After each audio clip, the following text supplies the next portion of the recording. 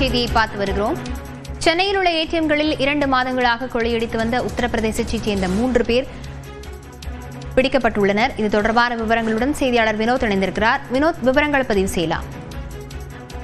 லாவண்யா, சென்னை திருவள்ளூர் நகரில் உள்ள SBI ATM வங்கியில் ஏடிஎம்மில் கொள்ளையடிக்க முயற்சிப்பதாக ஒரு தகவலானது அந்த ஏடிஎம் உடைய பொறியாளருக்கு நரேன்குமார் என்பவருக்கு மும்பையிலிருந்து ஒரு தகவல் வந்துள்ளது. அதைத் தொடர்ந்து அந்த ஏடிஎம்ஐ சரி செய்வதற்காக அங்கு சென்று பார்த்தபோது அந்த பணம் வெளியே வரக்கூடிய இடத்தில் கருப்பு கலர் ஒரு அட்டையை வைத்து யாரோ ஸ்டிக்கர் ஒட்டி வைத்திருந்தது தெரிய வந்தது. அது குறித்து அருகில் உள்ள நீலாங்கரை திருவான்மியூர் காவல் நிலையத்தில் போலீசாரிடம் புகார் அளித்தனர். புகாரின் அடிப்படையில் தனிப்படை அமைத்து போலீசார் தேடி வந்த இந்த நிலையில் சிசிடிவி காட்சிகளை கைப்பற்றி தேடி வந்த நிலையில் 3 பேரை கைது செய்துள்ளனர். குறிப்பாக இந்த 26 வயதான குல்தீப் சிங், 30 வயதான பிரஜத் பான், 33 வயதான சுமித் யாதவ் என்கின்ற உத்தரப்பிரதேசத்தை சேர்ந்த 3 நபர்களை போலீசார் கைது செய்துள்ளனர். அவர்களிடம் விசாரணை நடத்தியதில் வார இறுதி நாட்களான சனி ஞாயிறு மட்டும் சென்னைக்கு வருவதாகவும் அது காவலாளி இல்லாத SBI ஏடிஎம்ஐ குறிவைத்து அது உள்ளே சென்று கள்ளச்சாவி வைத்து அந்த ஏடிஎம் கதவை திறந்து